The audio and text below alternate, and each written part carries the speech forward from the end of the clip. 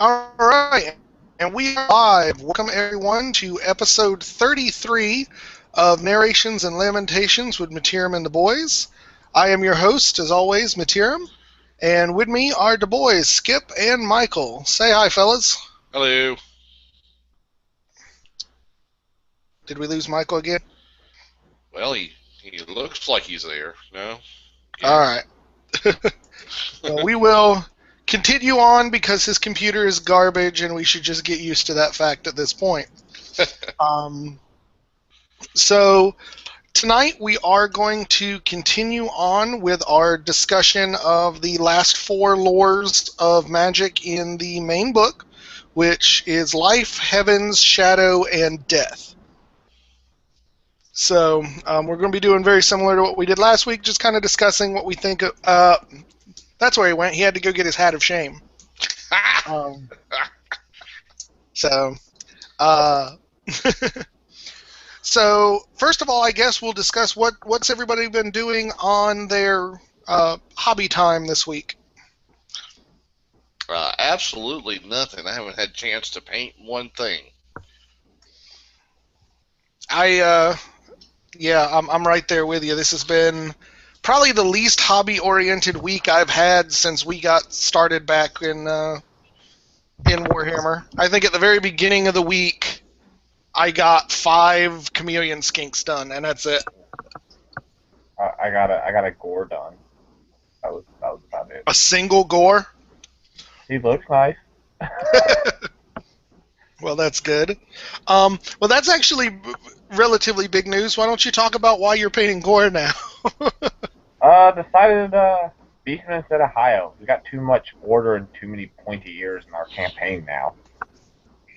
So, for those who are trying desperately to keep up, what does that put everybody's choices at for the new campaign? Chaos Dwarves and Skaven for me. I know that's a lie, because if you started buying 2 new armies, we wouldn't even see you. Your ass would be nailed to the wall behind you. Exactly. So I got Wood Elves and Bretts. Wood Elves and Bretonnians. What about you, Michael? That's Beastmen and Dwarves still? Oh yeah, I can't go anywhere without the dwarves. And I am going to be doing Vampires and Lizardmen, so that's where we'll be standing. Just as kind of an update, I guess we can talk a little bit about the end of the current campaign, which we have one final battle to go. We haven't fought it yet. We're actually going to take a week off of playing the narrative again so that we can take the time to build up our lists, because it's going to be a big one. So Michael will be defending the forces of evil in Evil Bretonia, making our own version of a Legions of Chaos list, which includes Beastmen, Demons, Warriors of Chaos, and Bretonians to represent the corrupted Bretonians. And you were doing that at, what was it, 3,000 points? Yeah, I think so. Yeah, that sounds right. All right. Then Skip and I will be teaming up. Skip will be harnessing 1,500 points of... no, it's got to be more than that, because Maybe 35. I think it's 35, because you're at 1,500 points of Bretonians to represent the good Bretonians, and I'm at 2,000 points of a combined Ogre Empire army. Yeah, that's it. 35 sounds right. In case y'all haven't realized yet, it's very complicated. That's part of why we're taking the week off of playing that, so that we can make sure our lists are actually pseudo decent by the time we get to this crap. So hopefully it'll be a fun game, and we wanted to go big for the final game of the campaign. And then my thought is we'll probably take another week away after that, just to make sure everybody's ready. And so you can be expecting to start seeing the first new games of the campaign in a month's time, 3 weeks to a month, something to that effect. I think will be the what we're looking at here. So I haven't even talked to you guys about this yet, but I've got some big ideas for our first game for the new campaign, so it should be fun. We'll have to chat off camera on it, but I have been squirreling away a few little evil thoughts. um, so that being said, I don't think we have any other general housekeeping things to deal with. Let's get into our topic for tonight, which, as I mentioned earlier, are the 4 lores. The 4 last lores of the BRB. And I figured for the first one, let's go ahead and throw this one over to Skip as Lore of Life, because frankly, you're about the only one in our group that uses Lore of Life.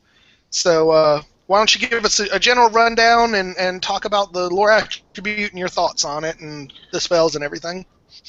Well, I think the lore attribute, the Life Bloom, is pretty cool, because if you are needing healing on one of your major characters, you have the ability to do that just by getting off a life spell, even if it's a small one. So, and it could be your wizard or anyone within 12 inches of that wizard. So that's a good way of healing up and keeping your lord or your paladins or whatever you're playing alive. Mm-hmm. As far as the lore itself goes, I mean, it has some good things. It has some things. I mean, what can you say about Dwellers? I mean, that's one of the big bomb spells. Regrowth, if you can get it, could makes a difference or two in 1 or 2 combats if you get lucky with it. One of the best spells, I think, is the Throne of Vines, because it helps you with miscasts, and 2, adds to the other spells that you can be casting. It's a good lore if you're packing a level 4. If you're packing just a level 2, I've kind of determined in our test games that does not fit right with just a level 2. I think it's more of a level 4 type spellcaster. I don't think it's the best lore out there, and again, I don't think it's the worst lore out there. I think it has a couple of good things, but all in all, I give it yeah. All right. Well, I'm going to go ahead and earn our downvotes for this week, since I know they're coming anyway. I might as well piss off everybody nice and early. I hate the lore of life. I think it's garbage. The Life Bloom is good. It's a solid lore attribute. Dwellers is okay, but I mean, it's a high casting cost. It's a very short range, and you're making strength tests, which in this day and age where strength 4 is essentially bare minimum acceptable for a lot of races, I don't think it's that great for a bomb spell, and it's hard to cast. I agree, Throne of Vines is great, but it's almost too good. It's one of those... It's unlike any other spell I can think of in the game. It's a spell you actually have to have if you're taking the lore to have it function correctly. And I don't like that. I think Regrowth is all right. I mean, getting models back is never a bad thing, but you get D3 plus 1 and cavalry models count as 2. That's kind of lackluster. Shield of Thorns is garbage. Flesh to Stone is solid. That's probably my favorite spell in the lore. I mean, just being able to crap out plus 2 toughness, that's pretty awesome. Awakening of the Wood, it's a magic missile. Everybody's got one. It's cute. And Earthblood would be good if you didn't have to cast it on the wizard and his unit. Because most of the time with a life wizard, you're going to have it in a bunker. Who gives a crap if the bunker has regen? So all in all, I would actually argue that life is the weakest lore in the game. Any thoughts from you, Michael? You want to set us... I don't think it's terrible, but it's an okay lore. There's nothing that makes me go, yeah, every game, that's the lore I want. It's not like Shadow or Death, or it doesn't have anything that's really huge and, oh, that's cool. It just has, I heal my guys, which isn't Mhm. bad. I mean, if you could bump up some of those spells with what they did, it would be a good lore. But what they do now, I mean, like you said, the I get guys back regrowth, Mhm. you don't get that many guys back. Right. And most of the time, it's not really, I mean, the guys you're going to be able to get back aren't really all that important. Yeah, and again, like I said, I mean, you can get more back with Throne of Vines, but like I said, Throne of Vines just becomes absolutely necessary. And if you don't happen to get lucky and get it, sucks to be you. Well, I mean, the other side of the table is, oh, you've got Throne of Vines? Well, guess what spell I'm going to top? I'm going to stop every turn. Yeah. Well, I mean, and yeah. All in all, yeah, I'm suitably unimpressed with this. And like I said, I'm sure we're going to get buried in downvotes and people telling me I'm an idiot. But you know what? We've been getting downvotes a lot lately. I'd like to earn them for once. So come, bring it on. Speaking down this time, the Bretonians and the Wood Elves.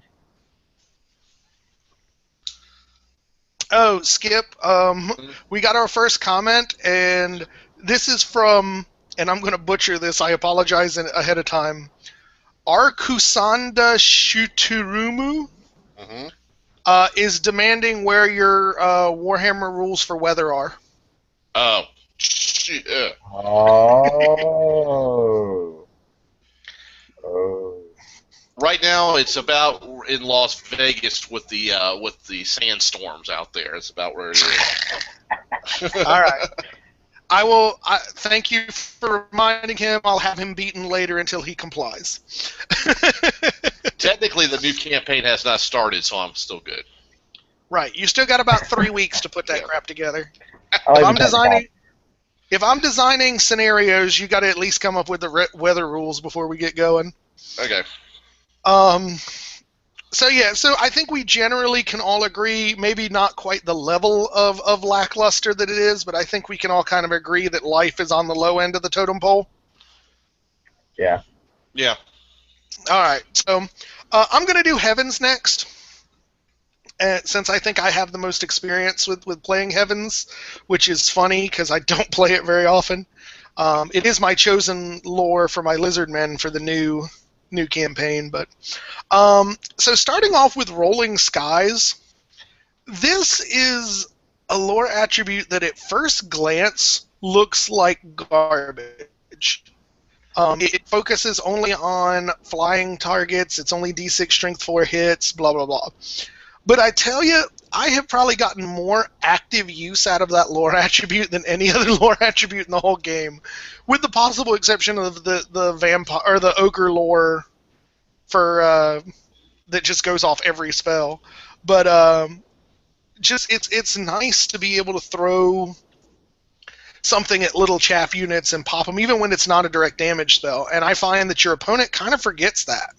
And so it's easy to be like, oh, yeah, I'll let that Ice Shard Blizzard in on my Eagle, because who gives a shit? It's not going to be in combat this turn. And then it's like, okay, there's D6 strength 4 hits. I'm going to have to stop the video and find out what the hell she just put behind my head. I didn't see it either. I think, with the exception of Wind Blast, which I think we can all just go ahead and get it out there, Wind Blast is probably the worst spell in the game. The buff/debuff spells are solid. Ice Shard Blizzard is a great spell. It's a wonderful thing to have as a signature option. I love Harmonic Convergence. Curse of the Midnight Wind is solid. And Comet of Cassandora just is so useful. I strangely enough, I think the two things I'm the least interested in are the two magic missile, or the direct damage and magic missile. Iron's Thunderbolt is good only because it's a base strength 6. You don't really get that much in terms of magic missiles, so I think it's solid. And Chain Lightning is one of those spells that has the potential to be really good, or if you roll like I do, it'll never do anything. So those are probably my two least favorite spells in the lore, outside of Wind Blast, which we're not even talking about because it's garbage. Y'all's thoughts? I mean, I tend to agree with you. I've played with Heavens a little bit because my level 4 in Bretonnia can take it, but I haven't really played with it enough to give it a really good review. But I think out of all the spells, I agree with you. Common does have a great deal of potential and good uses. If I ever let you get it off. If you ever let me get it off. As I am very afraid of that spell. Like I'll stop a comet if I got to throw all my dice at it. Mm-hmm. I have gotten totally screwed by that spell on a few occasions. Apparently, to go back to life for a second, William Page says as an elf player, he's pretty intimidated by dwellers. Yeah, I can see that. But again, I mean, they've got to be within 12 inches of you to cast. And frankly, for most elf armies, because of their movement, to get within 12 inches of you, you're going to be messing their day up anyway. And yeah, they can pump it to 24 inches, but that increases your cast to 21. That's a lot of dice. I mean, it's all right. It's better than trying to throw an initiative spell at elves, most certainly, but and I can see why elves, I guess, would be more concerned about it. I guess it just doesn't do it for me well. So what about you, Michael? What are your thoughts on Heavens, as you've been on the business end of my Heavens caster?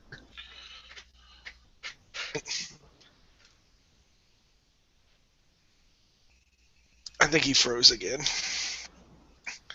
Yep, there he goes. Dagnabbit. That boy needs a new computer so hard. All right, so I guess when he comes back on, we can keep talking. But we'll go ahead. I guess Heavens we rate kind of mid to high in terms of. Yeah, I would say it is better than Life.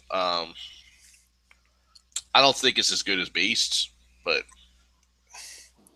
I can see that. Mm-hmm. What I need to do is I need to test out Beasts a little bit with my lizards, because that's the other lore that the Skink Beast can take. Mm-hmm. My main thing is, because there's so much that you need characters for with Beasts, and I'm not really doing much combat characters, I was kind of afraid of getting it and then having rolling spells that I couldn't use, particularly since we're just playing with level 2s. Yeah. So I think for a lower point game, Heavens might be more useful. In part because you'll get more mileage out of those magic missiles and the lightning spells with smaller units involved. Very true. All right. Well, I was going to get Michael to talk about Shadow, but he went away. Would you like to take Shadow? Yeah, actually, this has become my favorite lore. What can you say about Occams? And if you're playing Dark Elves and you get Occams off on a witch elf unit, you know what mischief and mayhem that can cause you. I think Pit of Shades is a very good spell, because even when it says in the descriptions that they drag you to your doom, you can't go wrong with that spell. I'm sorry. I just see them being taken to Latveria. Miasma. A joke for you comic fans out there. Miasma, definitely one of the better signature spells that's out there. A lot of debuffs in this. I mean, the Enfeebling Foe, the Withering. I think this is one of the lores that really help elves, maybe more than some of the other armies out there. But this is one of the ones I'm actually thinking about using for my Wood Elves right now. Mm-hmm. So, and if you can get Smoke and Mirrors to work, I think it's amazing if you have more than one Shadow caster, because you can just pop them out, pop them in. I just think that's that can be very useful if it's well timed, and can Mm-hmm. cause your opponent to pull his hair out if he still has any. Right. I absolutely agree. And I'll go on and say Shadow may not be my favorite lore, but in my opinion, it is the strongest lore in the game. Mm-hmm. Really, with the exception of Steed of Shadows, which I don't think I've ever seen cast. I think every other spell, it reminds me very much of the Dark Elf book, actually, Mm-hmm. in that everything in it is solid, and the things that are amazing in it just blow your damn doors off. So Mm-hmm. I just there's a lot, and I mean the shenanigans that you can pull with smoke and mirrors is just yeah. I mean, yeah, there's so many good things. I mean, Enfeebling Foe, the Withering, I mean, those two spells by themselves can just cause no end of mischief. And then, like you said, if you get Occams on a good combat unit, Mm-hmm. might as well just put your head between your knees and kiss your ass goodbye, because that's going to be about it. Yep. So I agree. Like I said, it is very strong for elves because of their weak strength and toughness. If you can get Withering and Enfeebling Foe off, that's just going to help you in the long run anyway. mm-hmm, I agree. Mm-hmm. So going back to the comments real quick, Vince pops in. He says he loves Heavens. He thinks it might honestly be his favorite lore. He thinks it's more of a finesse lore, requires more synergy with your army, but has an impressive bags of trick and can do unusual things. He's not saying it's the best, but in armies like Bretonnia, where rerolling ones on armor saves or so, it's quality. And I'll absolutely agree. I mean, I love the rerolling ones for my skinks to get another chance for those poison shots. I mean, that's awesome. Yeah. But I don't know if Michael is going to be rejoining us. He sent me a text saying he's crashed. Oh, no. It was the hat. If he doesn't come back before the end, I'm not counting this one. He's got to wear the hat another 2 weeks. This is supposed to be week 2. I don't know. Did we even count last week, or did we? No. Okay, so yeah, he hasn't even finished one. And Vince is talking about my talking shit about Steed of Shadows. He's like, hey, Steed of Shadows saved Teclis's life in Kane. There's a reference I'm sure you love. Yay. Yeah. Frankly, I think that is perfectly my point, is it is a badly written spell used in a badly written story arc. So, no. I give End Times crap, but I don't like it, but I can't muster the hate that I was mustering for it for anymore. I think I'm just spent. Yeah. But I don't know. I'm not even saying that Steed of Shadows is necessarily a bad spell, because I don't think it is. I've just never seen it used. I mean, yeah, you get a fly move on a single character, but I don't know. Maybe I should try it in my demons and just like fly freaking greater demons across the board during the magic phase. That would be fun. Well, the casting cost is only 5, so I mean it's cheap. Yeah, you can do it on 1 dice if you get lucky. Yeah. I don't know. It might be one I have to play with more, but like I said, I've never used it myself, and I'm trying, now that I think about it, I'm trying to wonder if I've ever even played against somebody playing Shadow. No, I don't know. I don't think so. I'm trying to remember if you've used it in the couple of times that my ogres stomped a mud hole in the Dark Elves, but I don't think so. I think you were using Dark Magic. Yeah, I think I was using Dark Magic. So, yeah. And I don't think I played against it at all during the tournaments. So, yeah. Okay, well, let's go on to Death Magic, and I'll go ahead and take this one. So life leeching is awesome. Let's just go ahead and say being able to basically purple sun down a line and then refill your magic pool for the privilege is kind of ridiculous. um, the spells are, I think, the only one that's garbage is the aspect of the Dread Knight. Because I mean, all it is fear, maybe terror, but even that I think is kind of made up for by how easy it is to cast. Doom and Darkness is awesome. I wish I could get access to it in more lores. Like, I would love to have access to a Deathcaster and the Ogre one that makes you make panic attacks. Because otherwise that spell is worthless. But yeah, it's like, I think it's strong. It's obviously a strong lore. I would put it right behind Shadow. But like, I look at it and I just wonder how the hell did half of these spells get past the playtest and design phase. It just seems so out of whack. Yeah, I mean, you're looking at short ranges on most things, but I mean, Purple Sun is ridiculous. Doom of Darkness is strong, like borderline too much. Fate of Bajuna is ridiculous. Yeah. And I mean, Caress of Laneth could be pretty ridiculous either. So yeah, I mean, there's like 3 or 4 spells in this lore that I'm just like, how the hell, people? Why did this make it past the original idea phase? Whoever came up with these should have just had the back of his head slapped, and then they moved on to the next target.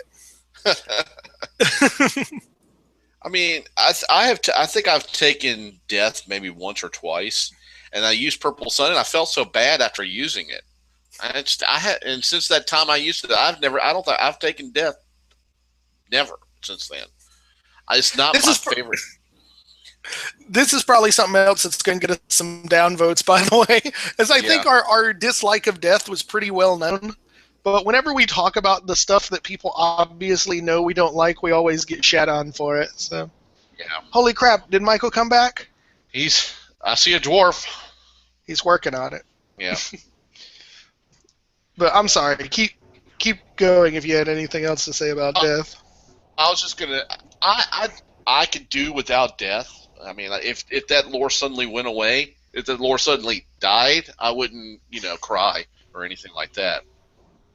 Yeah, I was kind of hoping. Actually, one of the things I had hoped at the end of Nagash, when he absorbed death magic and it became part of him, I was actually kind of hoping that before the whole incarnates thing came around, that was going to be their way of getting rid of death magic for the new edition. Just remove it, like maybe give a little punch up to a combined undead lore, and maybe take a spell or 2 out of death, and I would have been happy with that.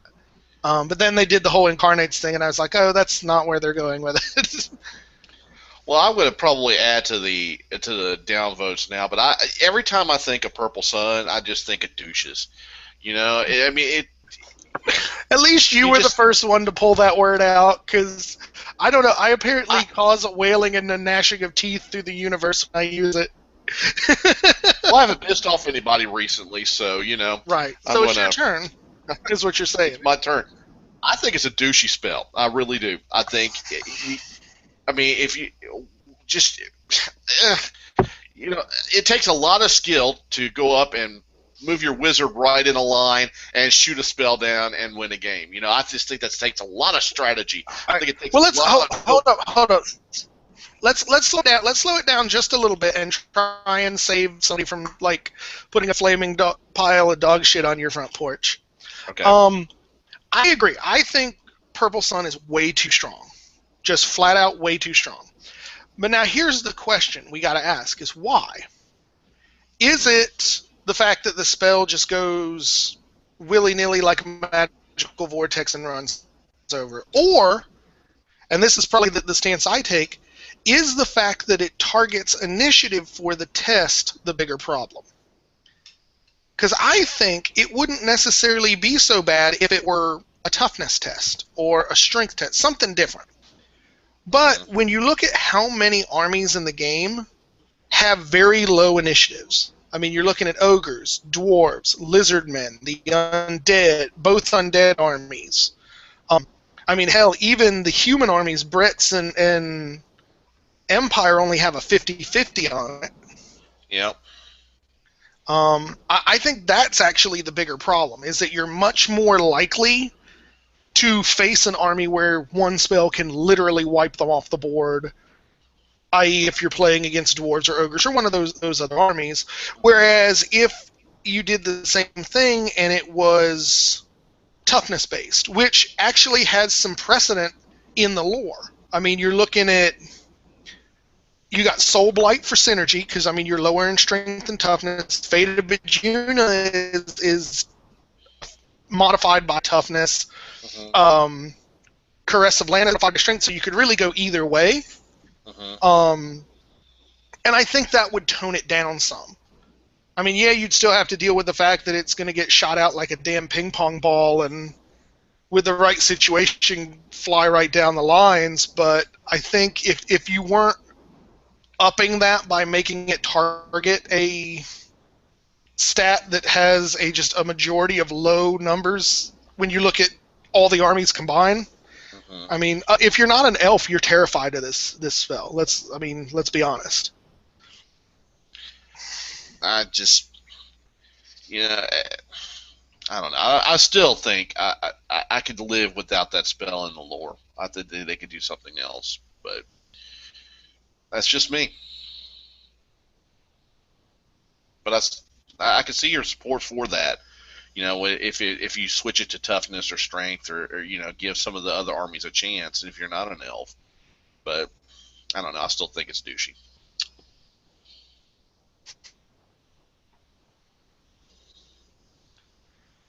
I'm sorry. I think I just froze up. What did Yeah. you guys just go over? I was just reaffirming my douchey comment about Purple Sun. I still think it is. Well, yeah, but I guess the question to ask is which thing bothers you more about it? What puts it in that category?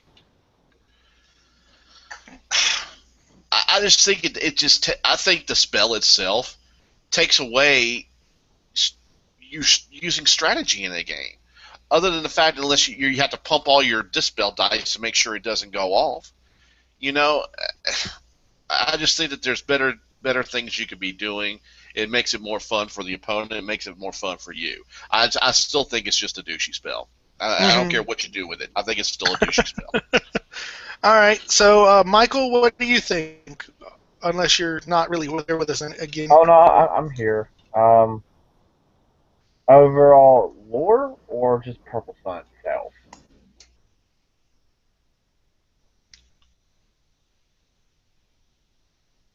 And look, Let's go lore. Uh-oh. Are we still here? I just got bounced. I'm still here. Okay. I think Alicia's streaming movies in the other room, and it's really screwing up the bandwidth. All right. And I lost all of our questions because I just pressed. Nope. Wait, is that you, Michael? Okay. All right. I think that was me that booted everybody that time because it gave me the your call has ended because somebody's eating up your bandwidth. Awesome. So it still says that we're still online. If anybody is actually still here with us, if you would leave a comment to that effect, just so we know we're still recording and we don't sit here and talk for another 35 minutes to ourselves, that would be super awesome. So what were you going to say, Michael? Okay, so we were talking death magic. Yeah.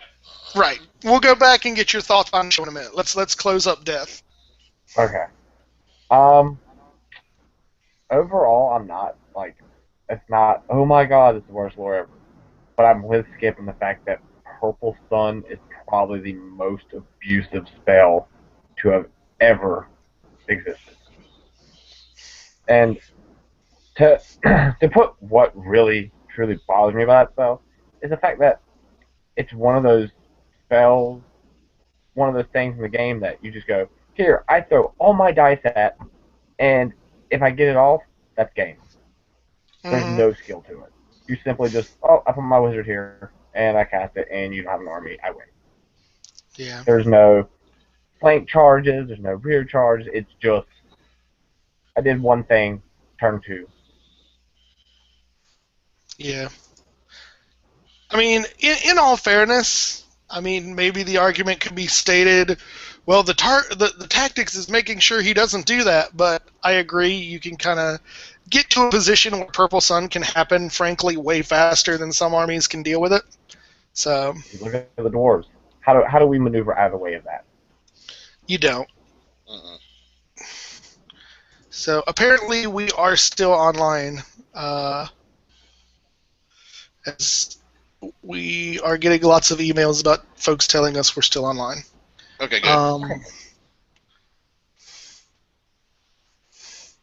So, apparently Vince disagrees. I'm not sure which one of us he disagrees with, but we'll just go ahead and call that a blanket disagree, and that he hates all of us.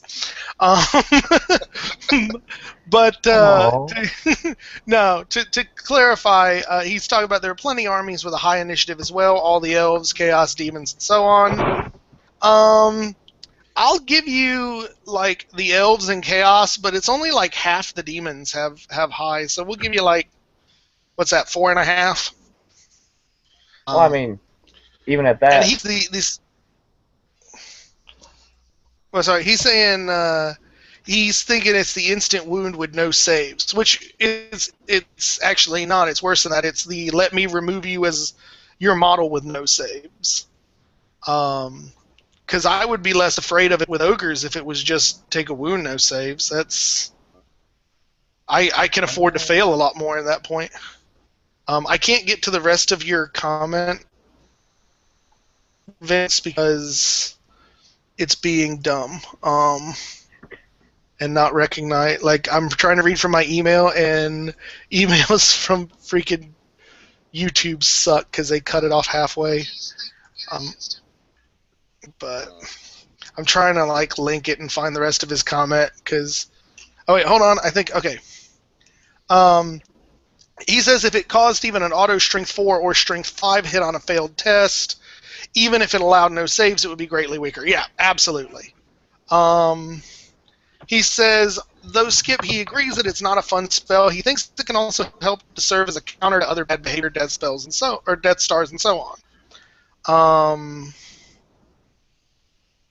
In the end, if we got rid of the test or die stuff, then it would end up closer to the Skull Storm or similar spells, which no one is writing home about.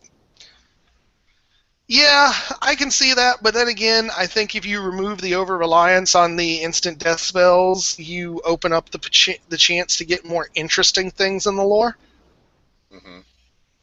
Yeah. I mean, maybe if it allowed a ward save, something. Yeah, but I mean, how many troops are going to have a ward save if you're not demons or Bretts? Yeah, that's true. I actually am more, like, I think it should do, like, an auto strength 4 hit. That I mean, just like Vince suggested, because then you're still trying to wound, and I mean, you're not instantly just going to wipe out the whole unit there. Yeah. Something like that could definitely... But as written, Purple Sun equals douche to me, so... Right.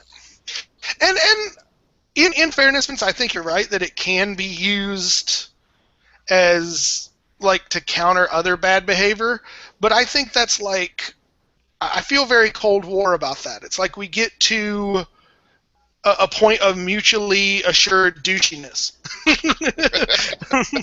Pretty much. and I mean, now let's be honest and say this, maybe this will hold off some of the hate. We understand that the three of us play in a very unusual world that probably 10% of the Warhammer world plays in, if that. So take all of these thoughts and our opinions on these things with that understanding. We understand that we limit ourselves more than most folks would find competitive, and for the most part, there's not a lot of that stuff that we use that you have to bring these big, ugly hammers down. So to us, when someone does bring the big, ugly hammers, it ends up doing way more damage because we don't have the targets for them to begin with. So don't hate us for that. I'm sure we have plenty of other things to be hated for. Don't hate the playa, hate the spell. There you go. Right. Or just hate Skip and his jokes. That's perfectly acceptable as well. That'll work too. Yeah.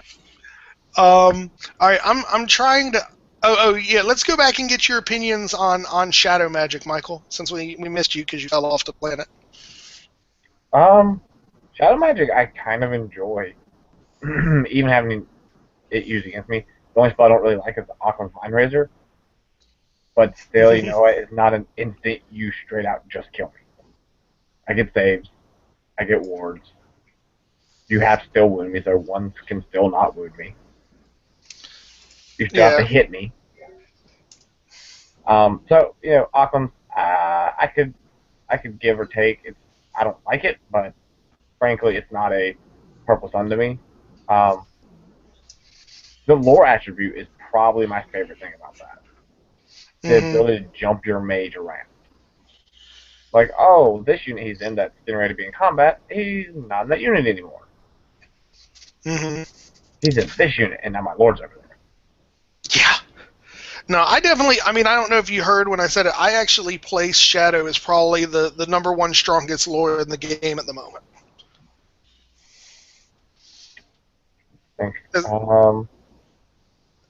Yeah, I mean, it is definitely a strong lore. I mean, I think you could argue that Death is probably number 2, but I think Shadow is just all in all generally more useful. Yeah, for all around for every army, yeah, it definitely is. I mean, you go from strength 3 to strength 9. Who doesn't love that? Yeah. All right, so we have discussed the 4 lores. So last thing we'll talk about before we go into the questions. I'll name each lore, and you guys tell me what army you feel benefits most from the use of that lore. Okay? Let's start off with life. Who do you think gets love from life? I'm going to say Bretonia. You think? Mainly because they're a cav army, and regrowth, being able to bring back, because you can max out at 3 cav, that can be a lot of points. No, well, without Thorn of Vines, you can max out at 2 cav. Okay. Because it's a D3 plus 1, and they're 2 each. I mean, we're talking about the 38-point guys. Grail Knight? Yeah. Those guys are 38 points. I mean, you're talking 76 points you get back from one spell. That's not terrible. There's no other army benefits that greatly from. I'm actually going to say that there is an army, I think, depending upon how heavy a list that you want to go, I think there is an army that can benefit more. Empire. I think you do an Empire cav heavy lifts with steam tanks. Generating my cav with the actual regrowth spell. I'm buffing my cheap troops with flesh to stone to make them hard to kill, and I'm using life bloom to keep my steam tanks alive. I mean, yeah, but at the same time, isn't that just Bretonia without with steam tanks? No, because I think you get more mileage out of the flesh to stone when you're throwing it on a big group of halberdiers than you are on the knights, I think. Well, but no, I'm okay. I should say I'm talking more Skips. Bretonia, because Skip takes giant, massive breaks from it. That's what I'm talking about with Empire. Yeah. Type Okay. Bretonia list. Yeah, if that's what you're going to. Minute arms. Right. Well, I guess the point I'm saying is I think the life bloom can be kind of wasted if you don't have something big to keep healing up with it. No, yeah, definitely. So, I mean, I still don't think it's a great lore, regardless of who uses it. But my vote is I think Empire can get good use out of it. What about you, Skip?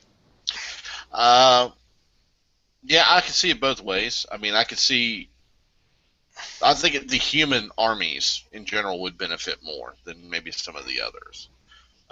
Maybe I would actually lean more towards Empire because you can, you can put a wizard in with your Halberdier unit and then throw up the Earth Blood and take better advantage of it.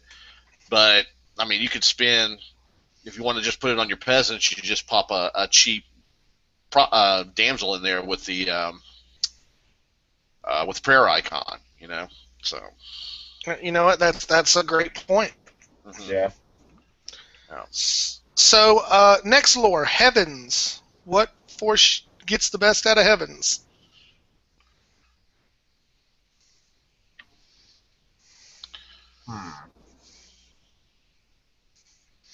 I'll go ahead first on this one.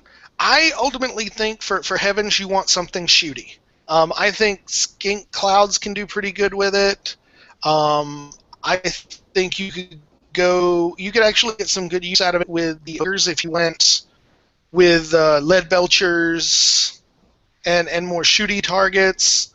But again, I think Empire is probably the potential best use for that. Just because, I mean, the more bodies you can crush into getting harmonic convergence, the better.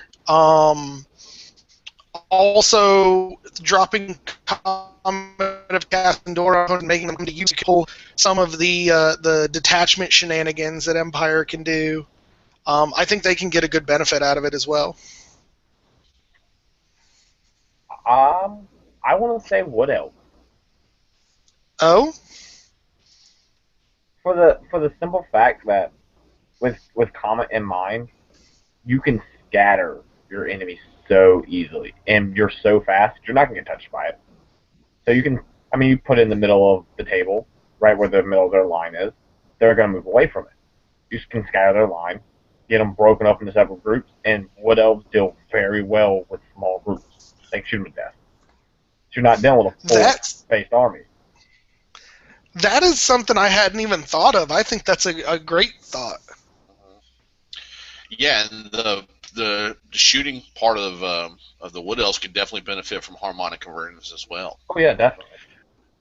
Yeah, well, and amusingly enough, with the Wood Elves, that's even an army that you may get use out of Wind Blast from. You get a fast using wizard to like run around and like as somebody's trying to escape the forest, you just Wind Blast them back into it, and then you charge them with your troops and get your forest bonus. I'm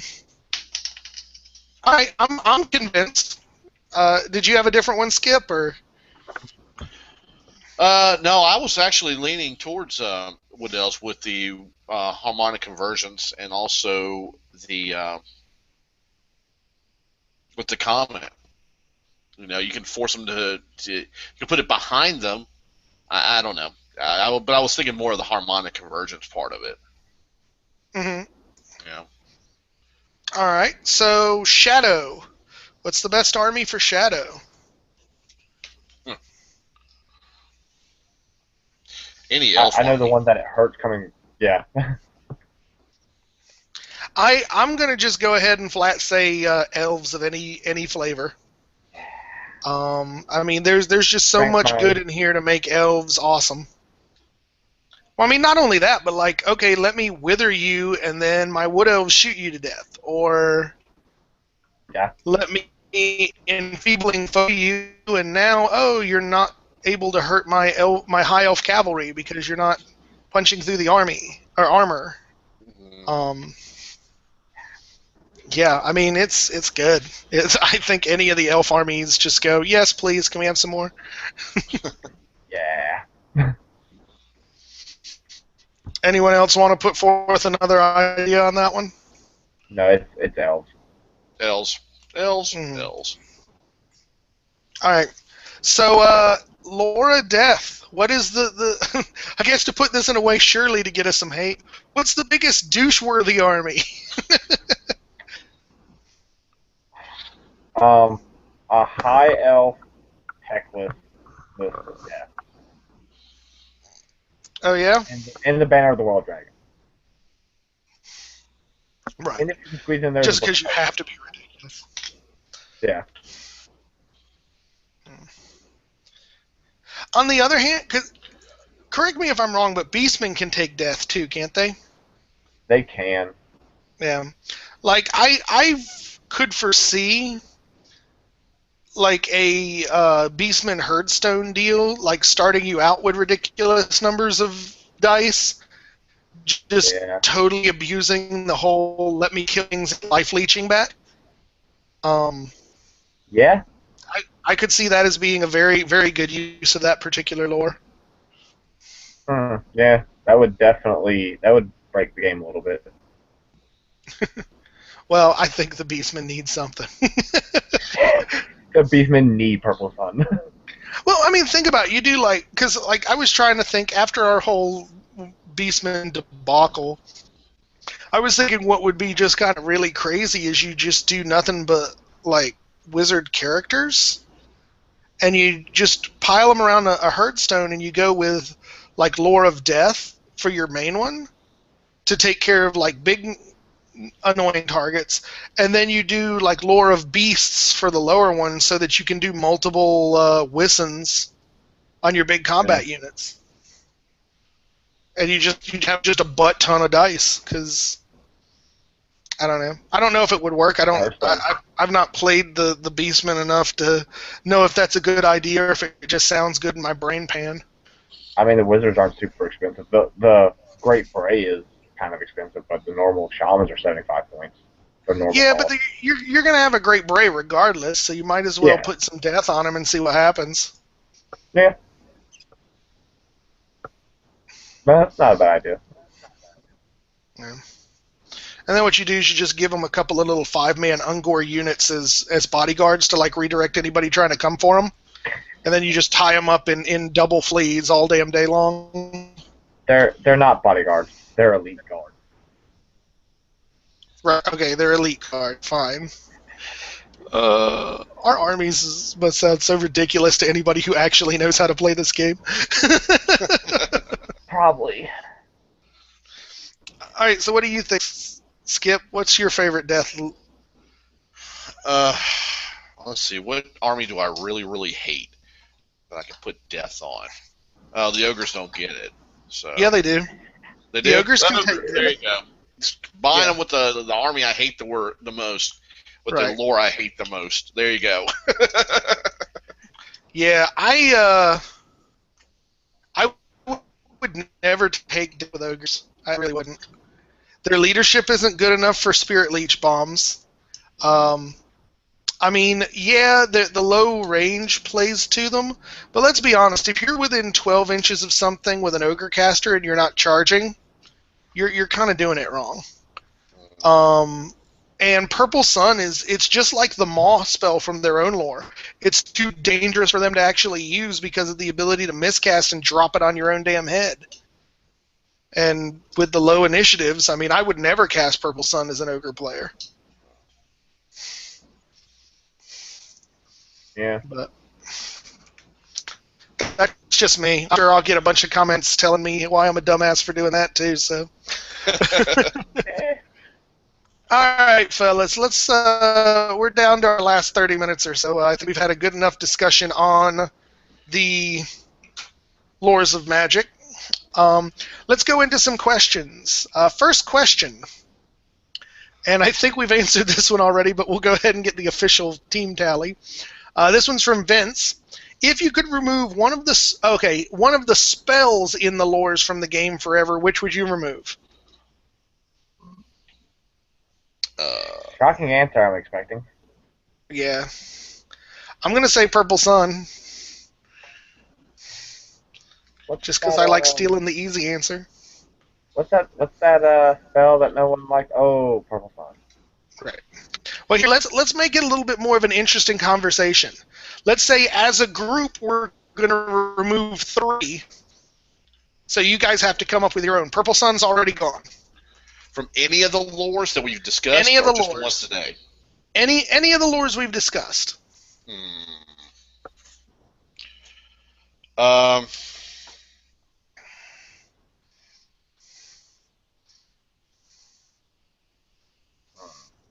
Golly. There's so much trash out there. I don't even know where to begin. Just pick one. Wind Blast. Because it is such a terrible spell. Right. It's just pointless to have on there. Just put the first thing on there as As 1 or 2. Yeah, 1 or 2, and just don't 1 even or put 2, you get harmonic convergence. I could be hip to that. Just ignore that. I'd say Golden Hounds. Okay. Any particular reason why? Again, I don't see any really good uses for it. Yeah, I think that's another one I've never seen cast before. I mean, Yeah. we're going to send it at your character, but he gets a lookout, sir. Yeah, okay. Yeah. All right, so there's your answer, Vince. 3 spells we would huck in the garbage without a second thought. Question number 2, also from Vince. If you could add one of the spells from the end times, assuming that it works like a normal spell, into one of the lores, which one would you choose? And I've been thinking about this, I know. I want the life spell that's like the reverse of Purple Sun. Get rid of regrowth and give me like the freaking vortex healing spell, because that's freaking cool. Yeah, that is. I want to go with I will say the metal one. Yeah, I will say the metal one. Give a unit a 2-up ward save. There you go. Yeah.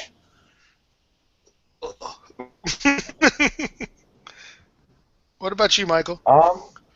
Can I pick any of the any of the end time spells? But here's the trick: is you're taking any of the end time spells and adding them into one of the 8 base lores.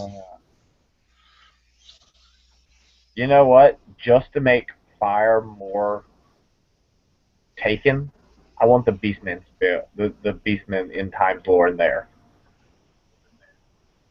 The one that just blows up buildings, and that could be cool. Like the old just magic make it like cards. a huge volcano. Well, you do like the old magic cards, Stone Rain, and like meteors come down and just waste everything.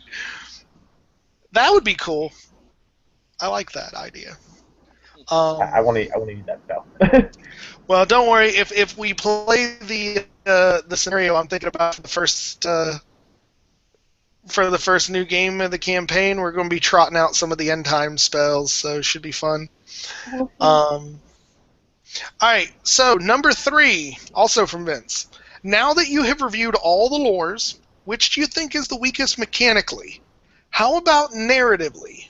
Which one, if any, would you cut to add the lore of ice? All right, I'm gonna go ahead and answer because I've thought about this, and for me, it's actually the same.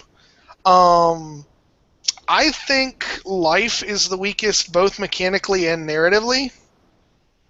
With the exception of Dwellers Below, which is really invocative and you kind of get an image of the spell working. All of the other spells just are kind of in terms of telling a story, in my opinion.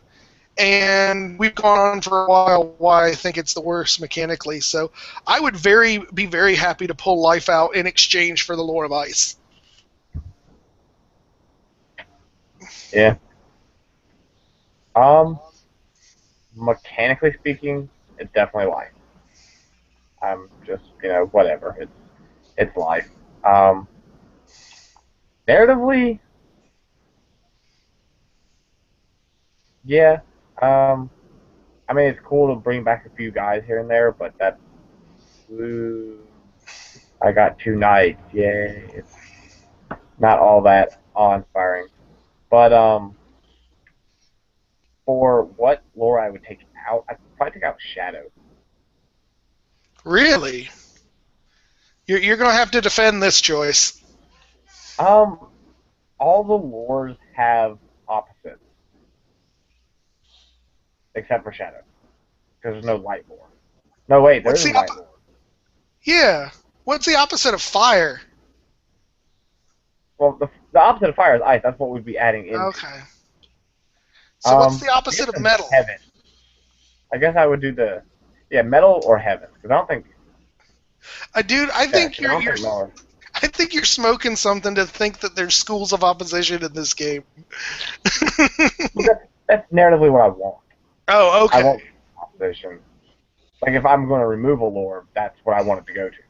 Oh, okay. So you want Yeah, to circle them open. Okay. Yeah. I can see that. What about you, Skippy? But Well, I think mechanically speaking, I want to agree with you on life. Now, narratively, I could live without death, but I would get rid of death for ice any day. I blame all this on the end times. We have had enough death. We can take no more, even in terms of magic. yes, I've decided I'm just going to start blaming everything on end times. I'm okay with that. That's a good idea. Something happens at home. Alicia gets mad at me. It's like, don't blame me. It was the end times. They didn't clean the dishes. The end times left the lights on downstairs. It started out so well by killing the Bretonian king, and then it just went downhill after that. Yeah.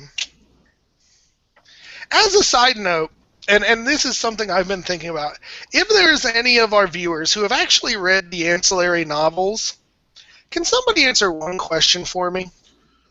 What the hell did the freaking reincarnated Bretonian king do for the rest of the end times?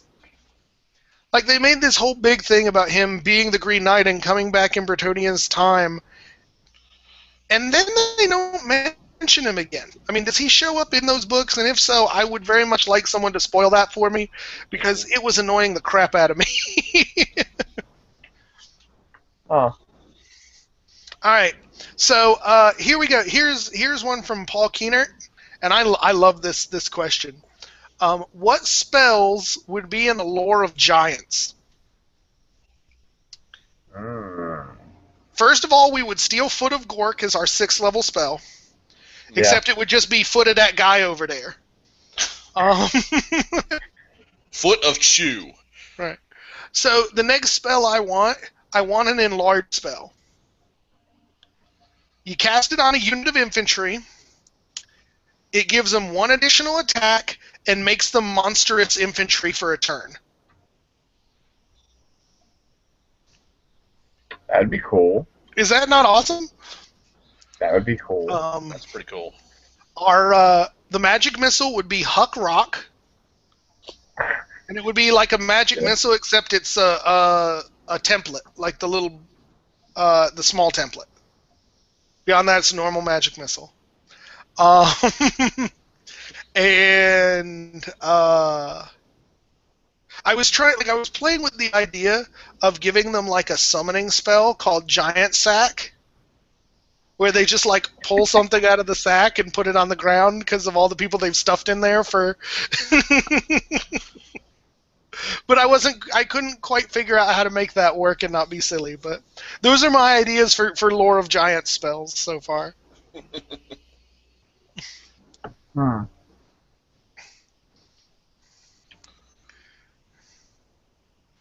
I think they need to have the signature be the Screaming Ball or Screaming Ball. Just cast on a unit, that unit immediately wins combat by 2. Huh. That could be a good one. I think it might be a little powerful for their signature, but that's a... Well, every time I see a giant, that's immediately what I think of. That is a signature for them. Right. I think they should have something like a sniper spell, like out of Death, except just call it Stuff in Pants.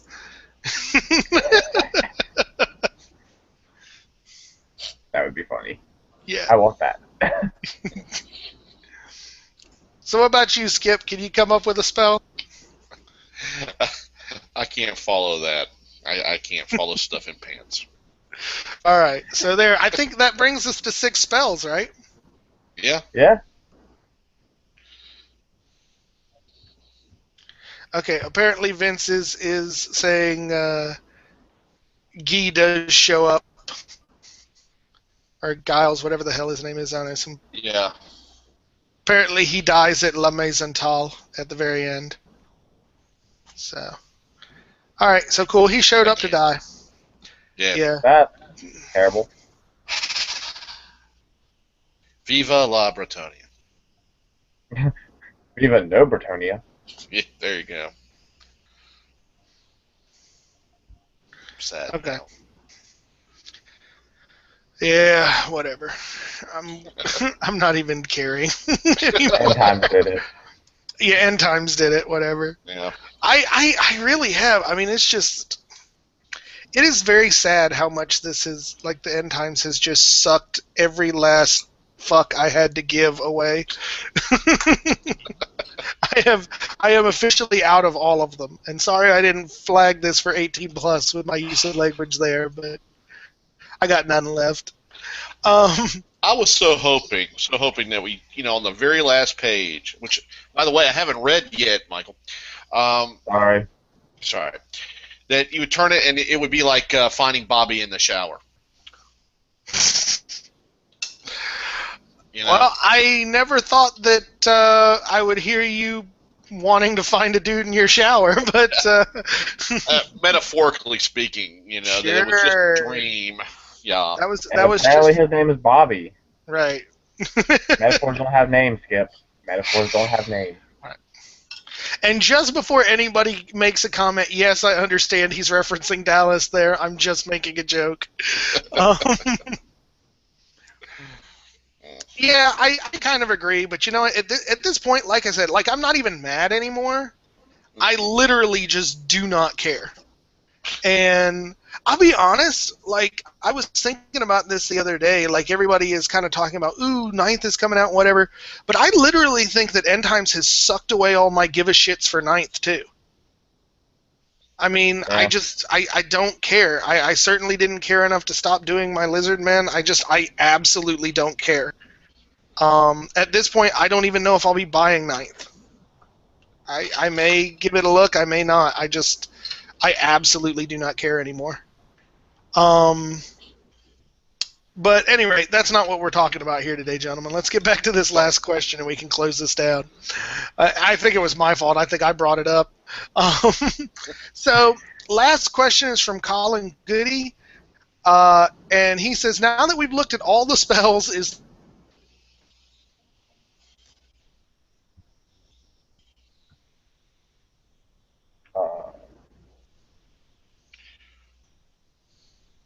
Yep. Yeah. Now that we've seen all the spells. I don't know what comes next. I wasn't trained for this.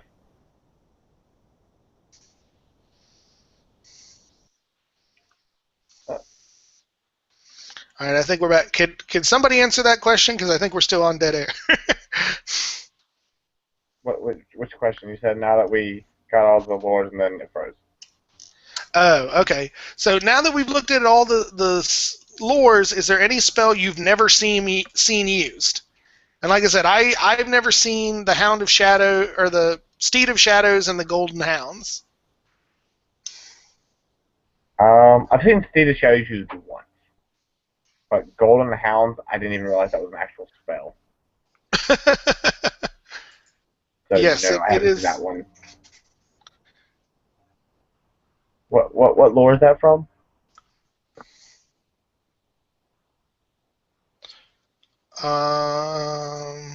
Metal. I guess I just thought Metal had 6 spells and that was it. There was no signature or any other kind of spell in there. Yeah. So since we're waiting on Skip to phase back in, I think Vince is saying that I'm not reading his text right. Not quite a fair reading of my text. Also, never said that he died. He said he made a last stand, which is an implication, Vince. A last stand means that you die. But yes, it's the same bullshit comic book. We don't see him die. Whatever. The planet blew up out from under him. Yeah, maybe he's the dude putting it back together. Maybe not. Yeah. But yeah, he said something. I will read literally word for word since he says, yes, he shows up in the novels quite frequently, though Duke Jared is also quite impactful. Giles makes his last stand at La Maison Tal, fighting with the remaining knights against the hordes of chaos, defending his sacred lands and artifacts next to Aberosh. Vlad sends a note along to Aberosh and laments his oath as he marvels at what warriors these men could have made. So awesome. They're very impressive corpses at the end of it. Yay. Yeah, same thing happened to the dwarves. Yeah.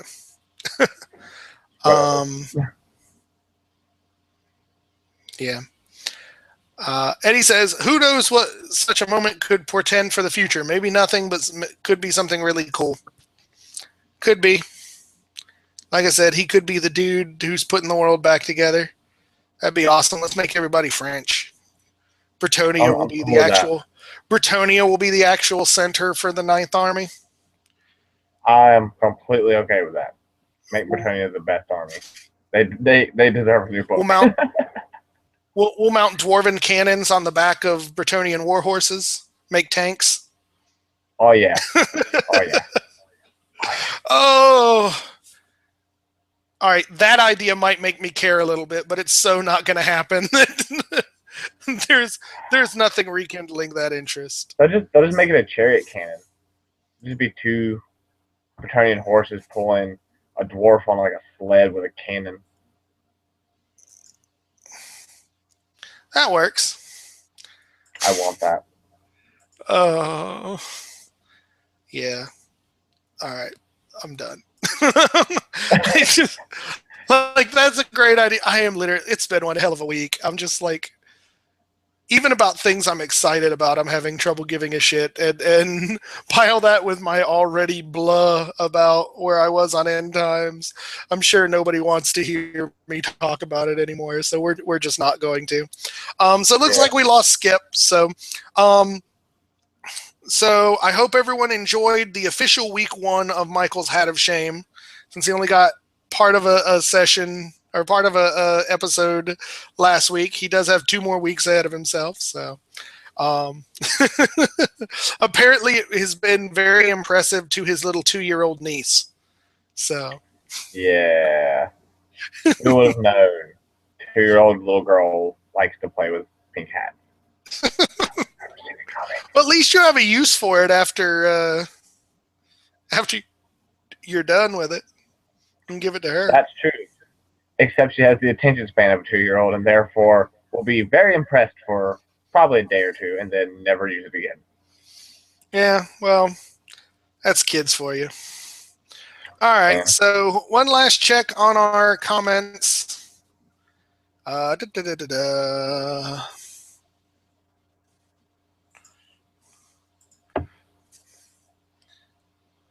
Nope.